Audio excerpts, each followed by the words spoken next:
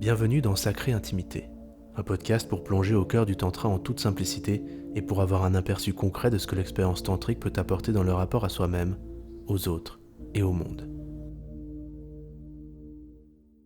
Barbara, Laurent, bienvenue. On se retrouve pour ce 3e épisode déjà de Sacrée Intimité, parce qu'entre-temps on lui a donné un nom à ce magnifique podcast. Comment allez-vous aujourd'hui ? Écoute, ce qui était dit ce matin, et c'est vraiment intéressant, c'est que on a rendez-vous ensemble ce matin, on vient pour partager sur le tantra, et puis en même temps, pour ce qui me concerne, il y a un endroit de moi qui est un peu froid. Donc Ok. on a commencé à s'échauffer, et ça va aller mieux, mais ça fait plaisir d'entendre ta voix déjà. Et toi ? Bonjour.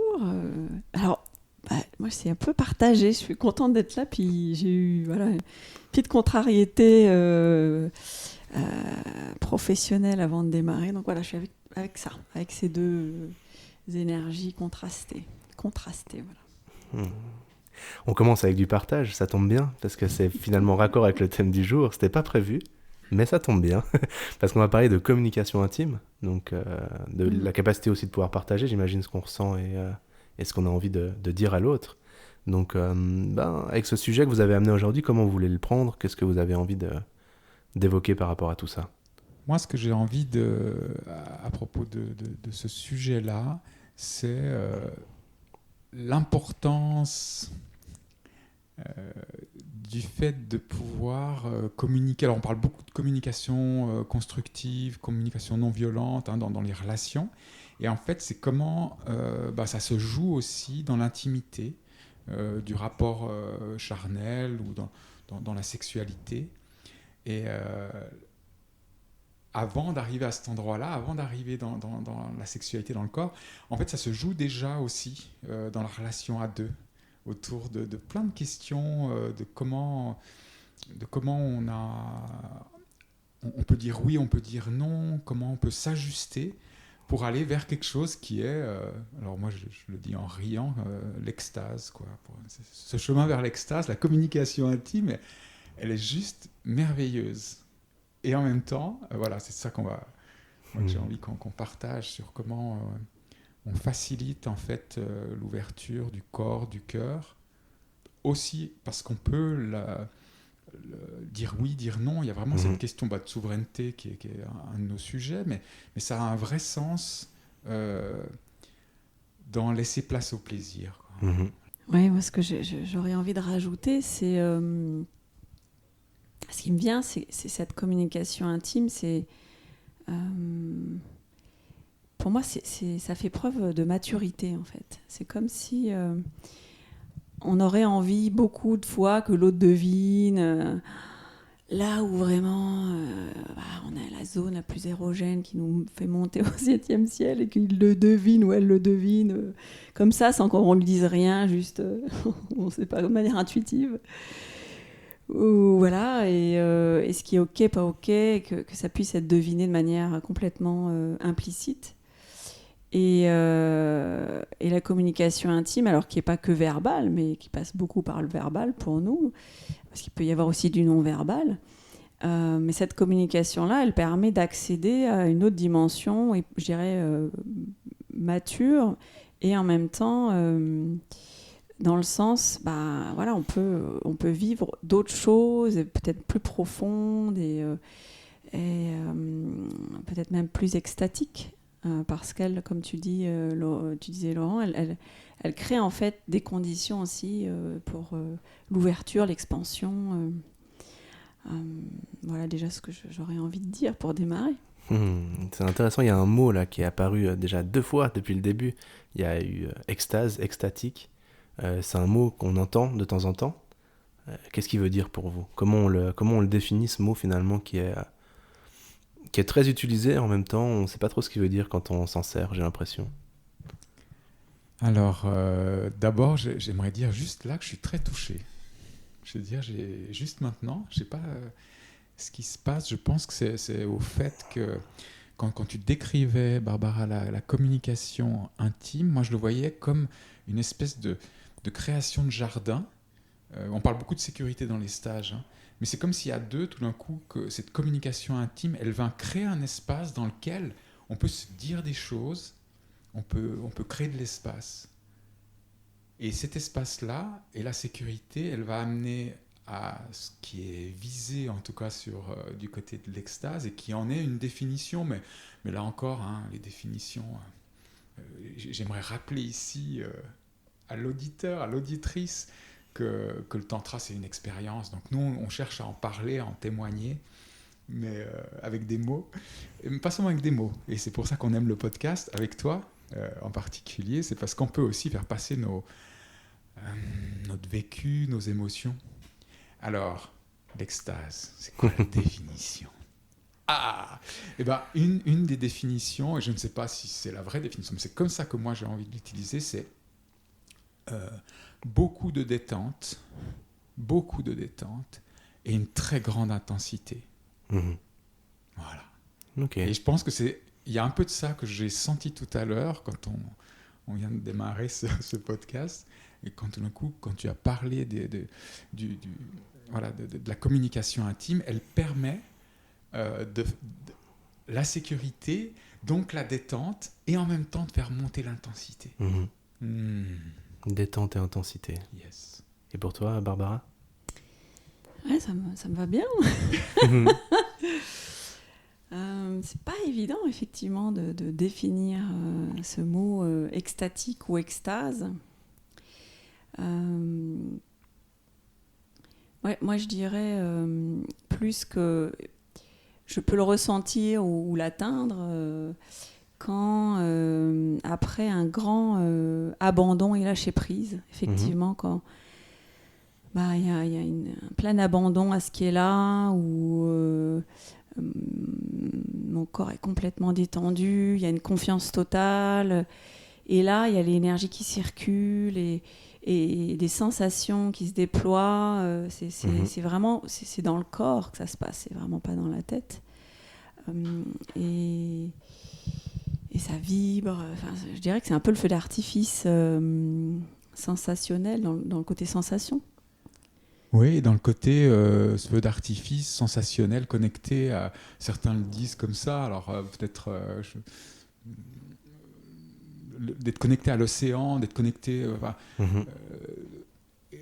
oui, à l'océan, c'est-à-dire à l'univers, c'est-à-dire être dans ce côté où tout d'un coup, on fait plus qu'un avec l'univers, pour le dire. Ouais, puis une sensation d'être vivant, extrêmement vivant, mais sans chercher une intensité particulière. C'est amusant parce que souvent, quand on entend parler d'extase, on a le mot plaisir qui est caché pas loin.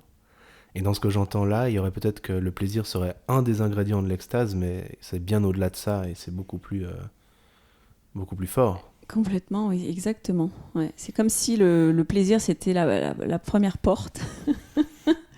Et puis après, il y a une vastitude, une amplitude. C'est difficile de mettre des mots, en fait, sur des sensations. Mais je trouve que tu le dis vraiment bien, quoi. En plus, moi, quand on parle du plaisir, on parle pas mal du plaisir et de la sexualité et le fait que ce soit une porte. Et je pense que dans le tantra, enfin tel qu'on le pratique, le néo-tantra, c'est effectivement ça. C'est-à-dire qu'il y a une porte dans le chakra racine, dans le chakra donc du plancher pelvien, dans le chakra sacré qui est dans le ventre, un peu en dessous du nombril, et que on va utiliser cette énergie, et au lieu de la décharger, donc pour l'homme dans l'orgasme génital et l'éjaculation, on va garder l'énergie pour la diffuser justement dans le reste du corps. Alors et cette diffusion-là, moi je trouve que, comme tu le décrivais justement, la porte d'entrée c'est le plaisir, il peut y avoir même l'excitation, avec joie, je veux dire. Et puis ensuite, il y a vraiment cette diffusion qui fait que la sensation, la sensibilité, voilà, alors après c'est l'expérience de chacun. Donc on met des mots, mais moi je pourrais dire qu'à un moment, et c'était des grandes découvertes, une grande découverte, ça a été de vivre, alors plus ou moins, des orgasmes non génitaux, c'est-à-dire que pas à la place, mais plutôt qu'un orgasme, donc avec le plaisir, l'excitation, la décharge, l'éjaculation, et bien tout d'un coup, à la place de cette décharge-là, on va envoyer cette énergie dans le reste du corps, et donc sentir dans le ventre, dans les bras, mais des fois dans les pieds, si on est à deux, puis qu'on se touche, on se touche les mains, tout d'un coup, il peut y avoir vraiment des sensations vibratoires. Moi, c'est le champagne, quoi. Voilà.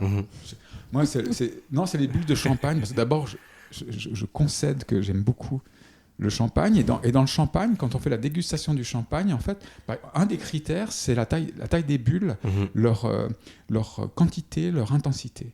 Ok. Et pour moi, vraiment, il y a la diffusion comme ça. L'extase, c'est le champagne, mais dans le corps, tout C'est partout. ça. Et donc du coup, pour revenir du coup à notre sujet du jour, la communication intime, vous aviez l'air de décrire du coup la communication intime comme un des chemins qui mène à cette extase qu'on a essayé de définir ensemble. Dites-moi plus, ça m'intéresse. Tout ce dont on parle, en fait, c'est assez mystérieux parce que nos organismes sont impliqués en entier dans le rapport amoureux. Le cœur, l'âme, le sexe. Donc, et du reste, quand on est amoureux, on n'a pas besoin de se parler, en gros. C'est-à-dire que l'organisme, il met en route, tout se met en route par soi-même, on va dire. Et donc, on ne parle pas et on peut, c'est pas toujours le cas, mais disons qu'on peut avoir par exemple des rapports sexuels qui sont particuliers, qui sont chouettes, qui sont intenses. Et en même temps, il y a des moments où tout d'un coup on va arriver sur des désagréments, des moments de limite. Je suis mal installé, peut-être ce que me propose l'autre ne me convient pas, peut-être ça va trop vite, trop lentement. Et là, le fait de pouvoir trouver des mots pour partager ça et rester ajusté en conscience et pas commencer à faire plus que ce que je voudrais vraiment.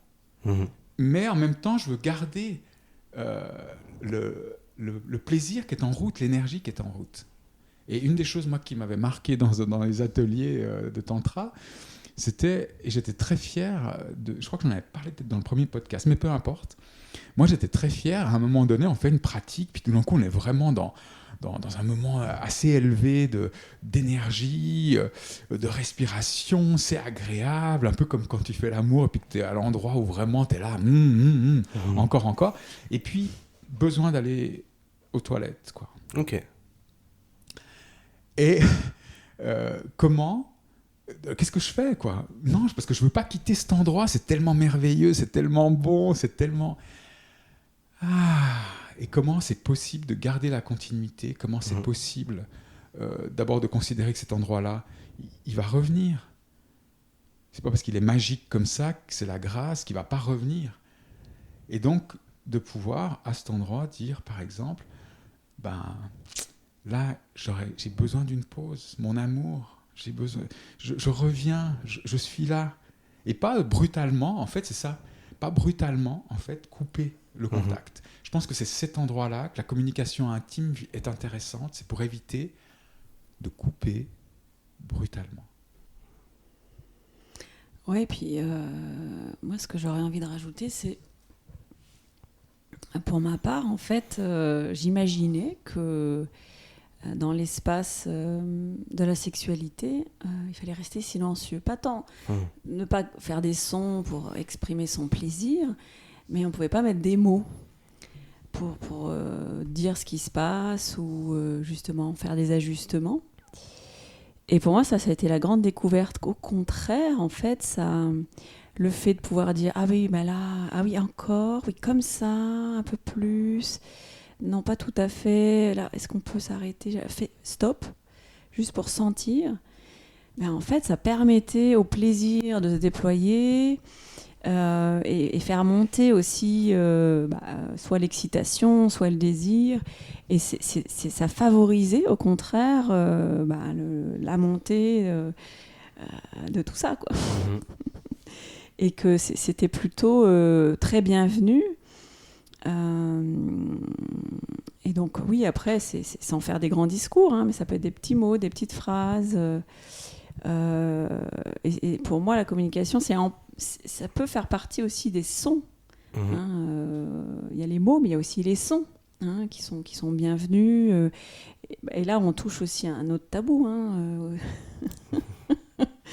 qui est d'exprimer, de crier, de souffler fort. Ça peut faire peur aussi, en fait, d'être dans cette expression-là. Et au contraire, c'est comme si ça donnait un indicateur aussi à l'autre, comme tu disais tout à l'heure, Laurent. C'est aussi dire, il y a peut-être des ajustements ou confirmer que c'est bon, quoi, que ça peut continuer. Ouais, confirmer que ça peut continuer. Et dans les ateliers qu'on fait, en fait, on fait ce job-là, on fait ce travail-là. C'est-à-dire qu'à des moments, ça peut être un massage, ça peut être une vague tantrique, de faire des pauses. Et à un moment donné, on fait des pauses, nous on appelle ça des pauses de conscience, mais en fait, ça permet que chacun puisse vérifier, mais où est-ce que j'en suis ? Parce que l'intensité, elle nous envahit. C'est pas facile d'être dans l'intensité, dans la conscience.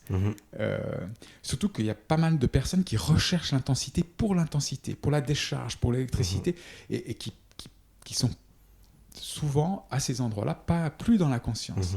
Donc nous, dans ce travail-là, on fait des pauses pour que les personnes, on leur demande de s'arrêter, et puis on leur demande de repartir quand c'est le moment pour elles. Pour celle qui reçoit, par exemple, si on est dans un massage. Et là, c'est pour développer cette capacité dans ces zones où on n'a pas tellement l'habitude ni de porter de conscience, ni de porter des mots, de le faire, de le pratiquer, de le développer. Et c'est une vraie pratique, c'est un entraînement qui a beaucoup de plus-value, qui a beaucoup de valeur selon nous, parce que justement, il va permettre, je dirais, l'image d'un ascenseur, non, c'est pas très joli, mais je veux dire de monter l'énergie ensemble, de construire l'énergie ensemble. Wow, ça, c'est pas mal. Moi, ce que je disais tout à l'heure, c'est aussi la maturité, c'est... et ça revient vraiment beaucoup dans les ateliers et dans le tantra, c'est la responsabilité. On est responsable de ce que l'on vit, que ça soit agréable ou désagréable. Et la communication, elle permet à un moment donné de dire non, là, il se passe rien, ou je suis pas bien, ou j'ai pas envie, j'ai peur. Et de pouvoir le nommer à un moment donné, ça va pas. C'est plutôt au service plutôt que l'inverse. On pourrait s'imaginer que ça va complètement mettre fin à quelque chose. Comme déjà, quand c'est pas terrible, au contraire, ça ne peut qu'ouvrir vers autre chose, ou en tout cas permettre ça. Et effectivement, permettre, habituer, s'entraîner à dire, par exemple, nous on propose dans les massages, de dire, la personne qui reçoit, dire oui, non, oui, là, oui, encore, enfin, vraiment s'habituer à ces mots-là, à les mâchonner, à les dire, les redire. C'est comme si, voilà, on devient plus à l'aise avec. Et du coup, le lien avec l'autre se développe, et parce que c'est aussi une affaire qui se fait à deux.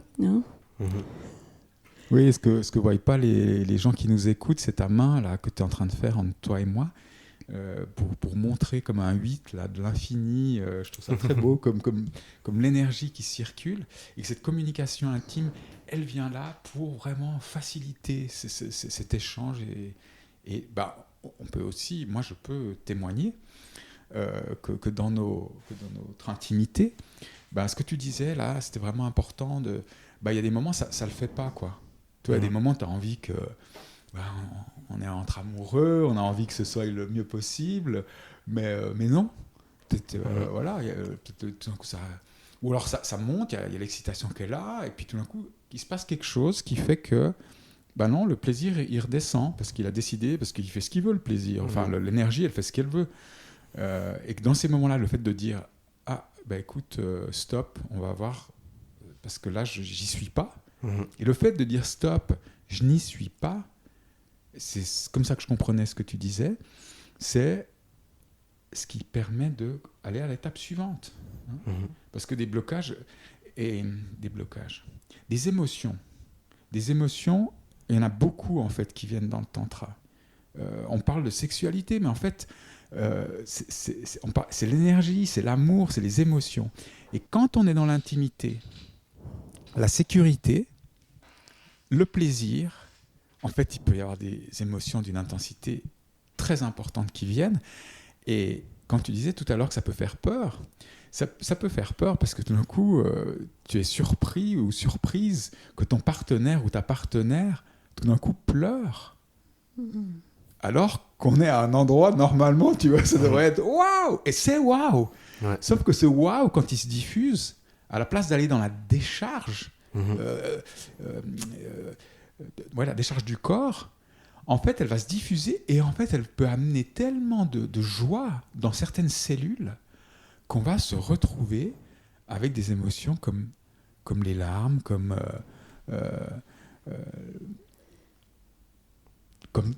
la joie, une joie intense. En fait, les larmes, c'est pas une émotion, parce qu'en fait, l'émotion, c'est la joie, ou c'est la tristesse, ou c'est la... Mais c'est souvent la joie qui vient, mais qui peut se traduire par des larmes qui sont plutôt des larmes de joie. Et là, voilà. Moi, rien que de le dire, en fait, je sens dans mon corps à nouveau la détente dont on parlait au début, quoi. Là, on a pas mal parlé de communication intime dans le cadre de cette intimité, de cette sexualité. C'est aussi la communication qui peut y amener, ou qui va au-delà, en fait, du sexe. Parce que cette communication, elle se crée dans ces moments-là, avec ce 8 de l'infini fait avec les mains, et se fait dans plein de moments dans notre quotidien. Comment ça se manifeste, finalement ? Comment on la met en place, cette communication intime ? Moi, j'ai envie de revenir à ce que tu avais nommé, Mathieu, là, il me semble que c'était au premier épisode, où tu partageais ton expérience dans la soirée découverte, où tu es venu, hein, sur le fait de savoir que ta partenaire pouvait dire oui ou non à tes demandes. Ça te donnait beaucoup de sécurité et du coup, tu pouvais y aller, en fait. Tu pouvais faire tes demandes. Ça démarre par ça, en fait. C'est déjà pouvoir sentir ses limites, ses oui, ses non, exprimer aussi ses demandes, c'est-à-dire de quoi on a envie ou de quoi on a besoin, et rendre ça explicite. Ça veut dire aussi, du coup, se dévoiler à l'autre. Hein, et c'est pas si facile. Et puis c'est aussi consentir quand on nous a fait une demande, c'est dire oui ou non, ou peut-être plus tard. Et ça, en fait, tout ce qui est là en nous, qu'on n'ose pas forcément trop dire ou dont on n'a pas conscience, c'est un début de chemin pour cette communication intime. C'est-à-dire, quand tu le fais dans des ateliers, des stages, tu apprends à être plus en lien avec ce qui se passe à l'intérieur de toi et pouvoir le dévoiler, le dire à l'autre. Pour qu'ensuite, dans ton intimité, en dehors des stages, dans ton quotidien, tu sois plus à l'aise, plus à même, mais pas uniquement dans la sexualité, hein, c'est ce qu'on disait d'ailleurs les dernières fois, hein, c'est aussi faire des demandes par tout le temps, n'importe quand. Par rapport à ce que tu dis, moi, il y a 3 choses qui me venaient, puis encore une 4e, et une 5e, et une 6e, et une 7e. Une à la fois, alors, en n'étendant pas. Oui, je sais que Commence par la première, alors. Avant, par rapport à ta question, avant d'arriver à la communication intime dans le rapport charnel, amoureux, il y a vraiment cette question de l'apprivoisement. Et tu viens de dire quelque chose, Barbara, à propos d'effectivement mieux me connaître, mieux sentir ce qui se passe en moi. Donc tout ce qui est développement personnel, on va dire. Le fait que je comprenne mes besoins et que je puisse donc les partager à l'autre, ça va créer de la confiance. Et que l'autre puisse les entendre, bien sûr, hein, y compris donc dans la capacité à dire oui, à dire non. Et il y a une chose aussi à laquelle je pensais, et c'est le 3e point déjà, le premier c'était l'apprivoisement, la confiance, ça c'était le 2e. Le 3e c'est le rituel. Dans les pratiques, en tout cas, du tantra et même du néo-tantra, le rituel a une place très importante. D'abord parce et ce sera l'objet aussi, le sacré, l'objet d'un épisode, mais le rituel, c'est ce qui va sécuriser la relation. Alors le fait qu'on fasse un namasté, par exemple, une salutation du cœur, en disant à l'autre, je reconnais en toi la déesse, je reconnais en toi le divin, déjà, ça donne, voilà, ça élargit un peu la rencontre. Et dans les pratiques, très souvent, on va démarrer à cet endroit-là en proposant aux personnes qu'est-ce que tu veux enlever de la pratique que tu vas faire maintenant, et qu'est-ce que tu veux amener. Et on le dit avec des mots, même avec le geste. Donc, je veux faire, la peur, j'ai envie de laisser la peur de côté, j'ai envie de ramener la conscience. Donc là, pour décrire aux auditeurs, tu fais le geste avec tes mains en même temps de sortir, donc comme si tu enlevais quelque chose de toi pour l'envoyer dans le vide, et en même temps quelque chose que tu vas prendre avec ta main et que tu vas la ramener vers ton cœur. On a pu voir tes gestes mimer ce que tu disais, quoi. Tout à fait. Et ça, on le fait en face de son partenaire, et les deux vont faire ça, et donc là, on commence à être dans la communication intime. On commence à dire des choses qu'on ne dirait pas habituellement, tu vois. C'est important. Puis, par exemple, souvent, y a une pression. Quand tu es dans une pratique tantrique, souvent, on a envie de bien faire, on a envie d'être l'amant, le dieu, la déesse, la shakti idéaux, je le dis dans tous les sens, au pluriel. Donc, par exemple, de dire, je vais lâcher le résultat. Le dire, parce que c'est dans le tantra, la non-intention, en fait. C'est un des cœurs, ou un poumon du tantra. Et donc là, le fait de poser, de dire les choses, dans la communication intime, ça va vraiment créer de la confiance, de l'ouverture. Et puis après, je parlerai encore d'autres choses, mais Barbara, peut-être... Mais est-ce qu'on peut dire, pour rebondir juste sur ce que vous venez de dire tous les deux, est-ce qu'on peut dire que finalement la communication intime, elle commence par un dialogue entre soi et soi-même pour déjà négocier avec tout ce qui nous constitue, quoi. Il est fort. Hein. Il est fort, c'est Mathieu Bolomé. Il est fort. Oui. C'est ce que j'allais dire, en fait, c'est qu'est-ce que c'est que l'intime ? C'est déjà de pouvoir revenir à soi, reconnecter à soi, parce que parfois on sent pas, en fait, on n'a pas conscience, on est éloigné de ça, ou on n'ose pas, ou même on a honte, en fait, de dire non, j'ai pas envie de ça, ou j'ai peur de mal faire pour cette pratique, je suis pas à l'aise d'être avec toi. C'est aussi nommer, en fait, les choses. Et ça détend, en fait. Ça détend. Puis la détente, c'est un des ingrédients de l'extase dont on parlait tout à l'heure. Je suis attentif. Tu peux donner ton numéro de téléphone à la fin. Je crois que... Donc la communication intime qui commence par déjà poser, nous, avec nous-mêmes, ce dont on a besoin, ce qu'on a envie de partager ou non. Et ensuite, il y a le verbaliser. Il y avait quelque chose qui m'avait marqué, qui est un exercice qui était assez difficile d'ailleurs dans l'atelier découverte, de verbaliser de la manière la plus neutre possible. Est-ce qu'il y a de ça aussi dans cette communication intime, d'essayer de mettre le moins d'affect possible dans ce qu'on va présenter ? C'est pas un non dans lequel on va mettre de la colère, c'est pas un oui dans lequel on va mettre forcément du désir, mais juste une information. Ou est-ce que c'est... Alors, c'est plutôt une résultante. Enfin, c'est ce qu'on dit en tout cas en communication non violente, mais aussi avant avec Carl Rogers, enfin tous les gens qui ont travaillé sur la communication. Il semblerait que le fait qu'on verbalise quelque chose, ça lui enlève du pouvoir, et en particulier non verbal. Si j'ai peur et que je dis que j'ai peur, ça va diminuer ma réaction de l'organisme. Si je ne le dis pas, je vais être un peu hésitant, par exemple, si on est dans la rencontre, dans le massage, par exemple, et je vais commencer à toucher avec peur. Et ma peur, si je ne peux pas la conscientiser, il y a 99% de chances qu'elle va se transmettre dans la main. Alors, une des premières choses, c'est de pouvoir dire ce qui se passe en nous, autour des émotions en particulier. Ça va apporter de la détente. Ok. C'est reconnu. Il y a une reconnaissance, le fait de voir et d'entendre. Et à ce propos, la connexion avec soi, elle est très intéressante quand tu es face à l'autre. Moi, c'est ça que je trouve... C'est paradoxal, c'est génial.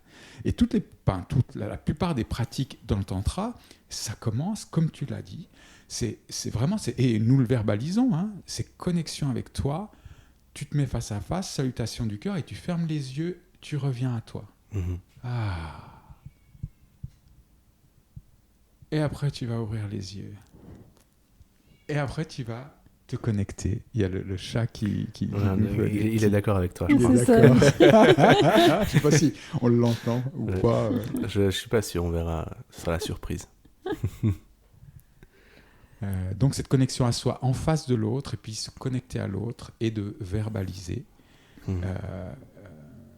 ça apporte beaucoup de détente.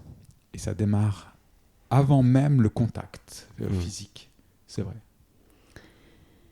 Alors après, par rapport à ce que tu disais sur dire les choses avec une manière neutre, ouais, tu viens bien d'en parler, Laurent. Puis je rajouterais, ça peut être aussi, mais dire les choses au contraire avec cet émotionnel qui est là et que ton partenaire ou ta partenaire puisse accueillir ça en restant dans sa verticalité, en écoutant, en accueillant en fait.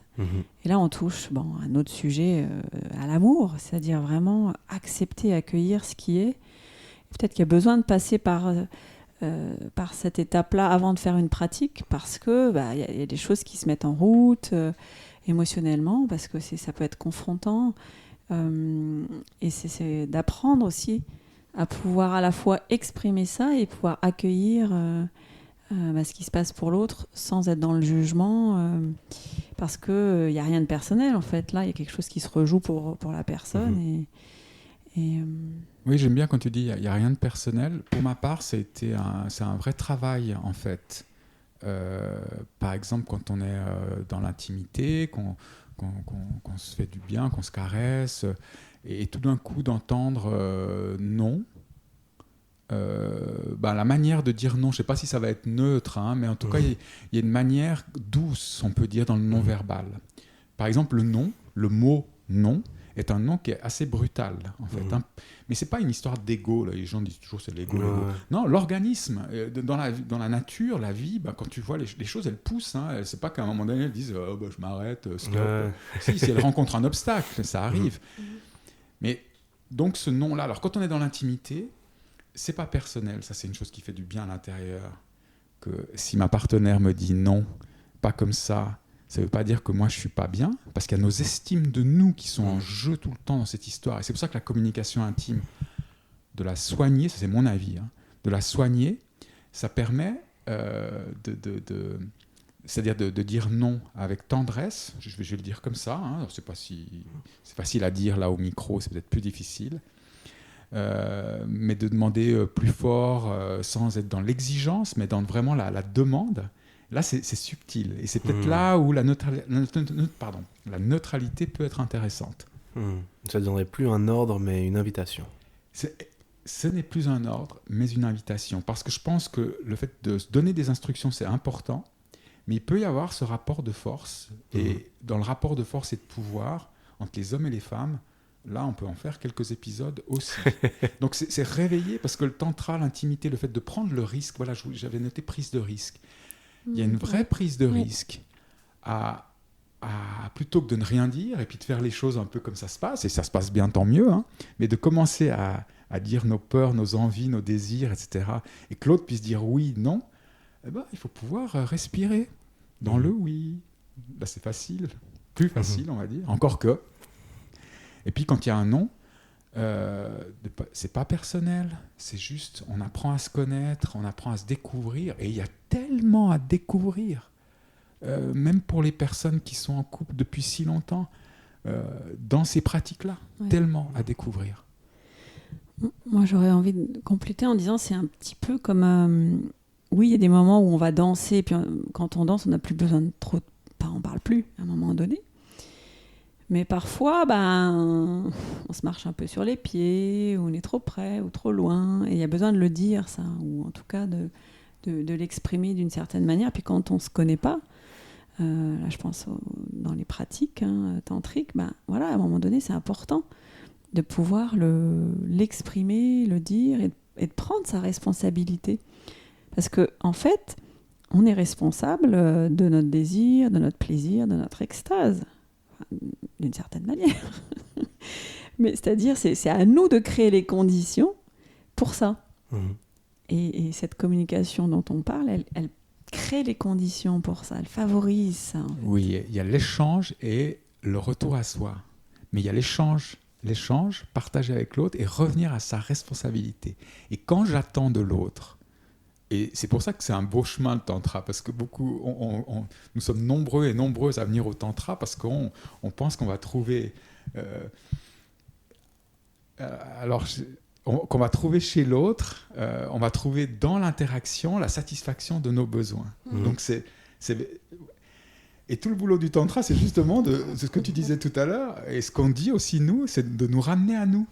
Et donc où l'autre est, comme tu le disais Barbara ce matin en off, qui était je voulais te citer, je me suis perdu, c'est pas grave. Respiration. Combler ses besoins par soi-même. Ouais, combler ses besoins par soi-même. Il y avait un truc que tu avais dit, une jolie phrase. En tout cas, le tantra, voilà, tout ce travail de partage, d'échange. Là, on va aller se frotter là où c'est piquant un petit peu, là où il y a des blessures, d'estime de soi. Est-ce que j'ai été aimé ? Est-ce que j'ai été aimé dans mon corps ? Donc, dès qu'il y a du non ou dès qu'il y a des ajustements, de garder, de ne pas prendre personnellement et de garder l'esprit de chercheur et de curiosité. Pour entendre l'autre qui dit plus fort, pas comme ça, et de ne pas le prendre sous l'endroit de la domination. Éventuellement, l'autre veut me dominer.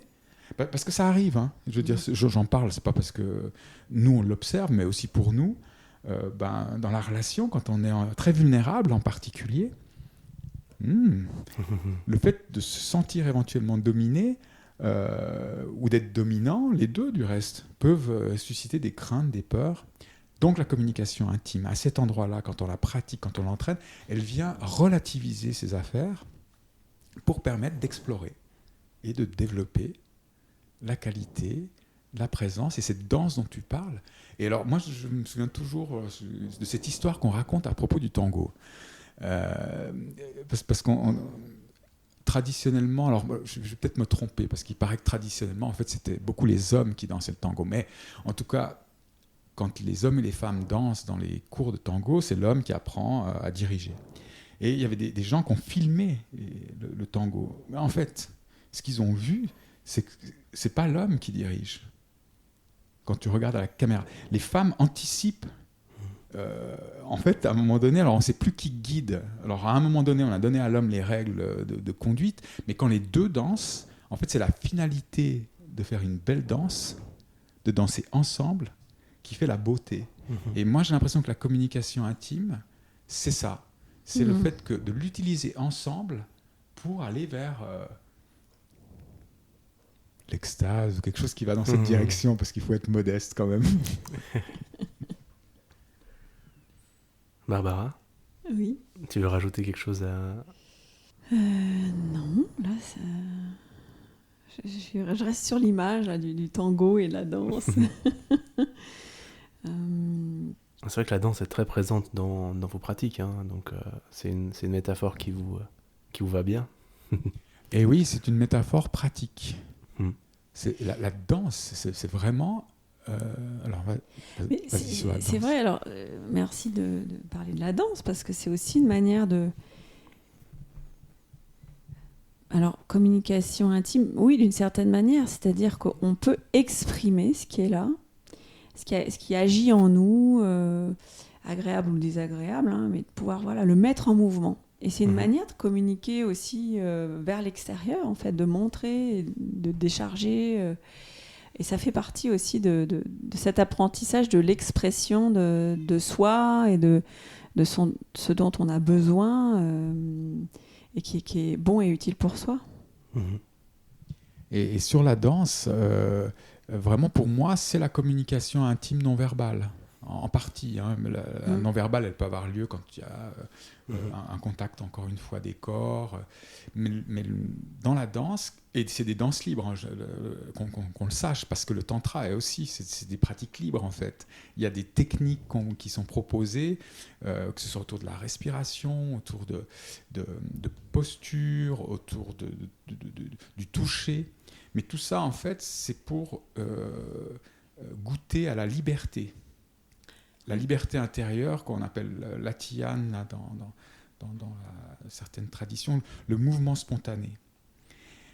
Et donc dans la danse, quand tu rencontres les gens dans la danse libre, hein, danse à deux, vraiment tu vas sentir assez rapidement si ça connecte ou pas. Alors il y a d'abord, moi je dirais, un dégrossissage, comme il y a en tantra. D'oser bouger sous le regard des autres, et puis petit à petit découvrir qu'en fait, dans une danse libre, alors il y a plein de danses pour s'entraîner, hein, les 5 rythmes, la biodanza, la danse contact, qui sont toutes un peu différentes et particulières.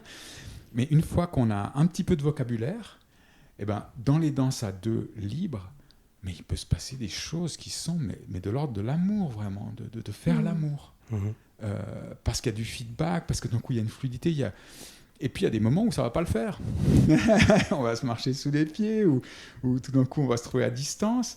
Et puis il y a une exploration comme ça dans la rencontre, dans la danse, moi, que je trouve vraiment fantastique, justement avec des feedbacks, de rester connecté à soi, parce que peut-être il y en a un qui veut dominer, qui veut guider, l'autre.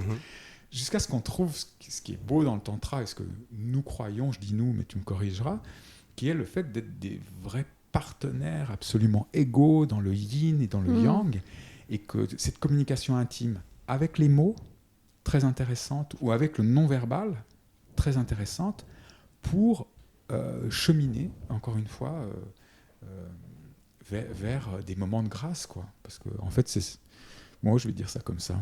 Moi, voilà. Oui. Et moi, ce que j'ai envie de rajouter, c'est... donc il y a la danse, puis il y a aussi des moments où on va être en cercle, soit entre femmes, entre hommes, ou entre hommes et femmes. On va ouvrir la parole, en fait, aussi sur un vécu, une expérience intime, c'est-à-dire quelque chose qui a été profond pour soi, ou une compréhension, une prise de conscience.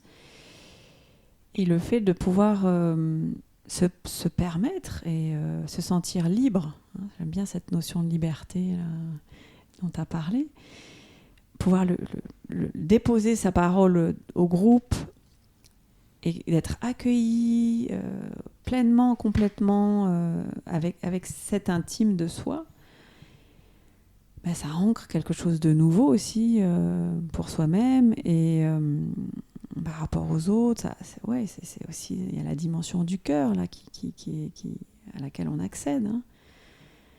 Et ça fait du bien, ça nourrit, ça détend, et ça amène encore plus de liberté après.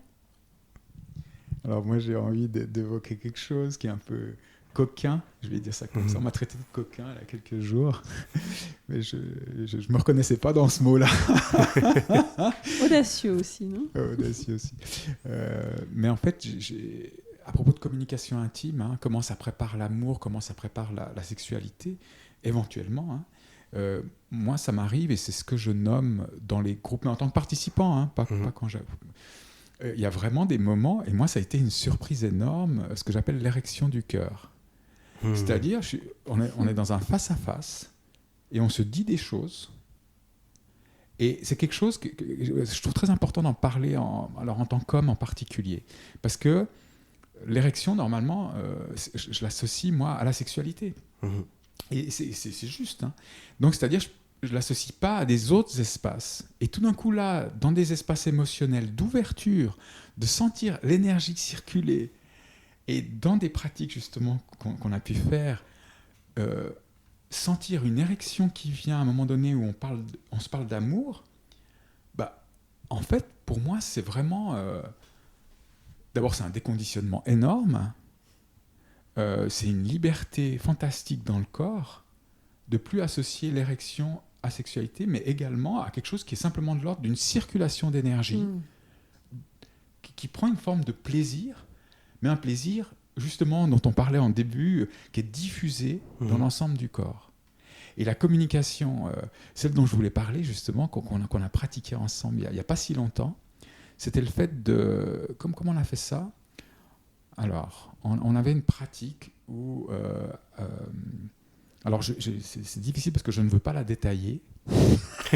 Et en fait, j'ai envie d'en parler. Bref, en fait, on a, à plusieurs reprises, de manière alternée, on se disait quelque chose qu'on allait offrir à l'autre. Voilà, c'est ça, j'ai retrouvé. Par rapport à une pratique qu'on allait faire, une situation spéciale. Et donc, chacun son tour, on disait, je vais t'offrir. Et on se disait des mots. Et c'était très fort, c'était incroyable. C'était incroyable parce que c'est nous deux, évidemment, dans notre relation particulière. Mais c'était comme une déclaration d'amour, alors qu'on n'était pas dans une déclaration d'amour. On était en train d'offrir à l'autre quelque chose par rapport à une pratique qu'on allait faire. Mais je veux le mettre vraiment dans la communication intime. Comment cette communication-là, elle amène à beaucoup d'énergie, beaucoup d'amour. Oui, puis c'était, par rapport à ce que tu dis, c'était très profond, c'était comme une redécouverte aussi de nous deux, dans notre couple, hein. Et sur des choses très simples en fait, hein. C'est pas forcément très alambiqué, au contraire, hein. Je dirais même cette communication, c'est aller vers la simplicité de ce qui est là, de ce qui est ressenti, de ce qu'on a envie d'offrir à l'autre ou à soi-même. Et par exemple, tu as dit, je crois, et moi aussi, je t'offre ma présence. Waouh. Et là, ça a fait impact. Je t'offre ma présence, d'être là, disponible. Waouh.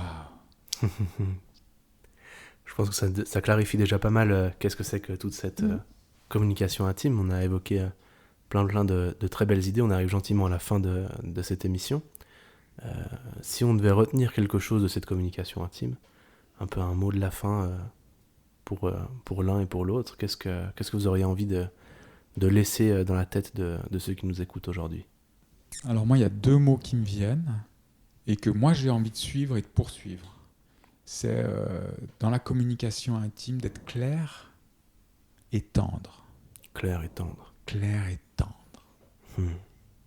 J'ai envie de dire, c'est comme un prérequis vers l'extase. Oui, c'est vrai que c'est quand même... Un prérequis clair et tendre vers l'extase. C'est une très jolie manière de finir cet épisode. Ouais, et je dirais dans le tantra, hein, puisqu'il y a des voix qui vont être dans la 16. Hein, donc ceux-là, ils sont dans un autre chemin. Magnifique. Merci beaucoup, Barbara, Laurent, pour ce moment passé ensemble. Merci à toi. Puis, merci à toi, Mathieu. On espère que ça vous aura plu, à vous qui nous écoutez. Et puis on se retrouve très bientôt pour un nouvel épisode. À bientôt. À bientôt.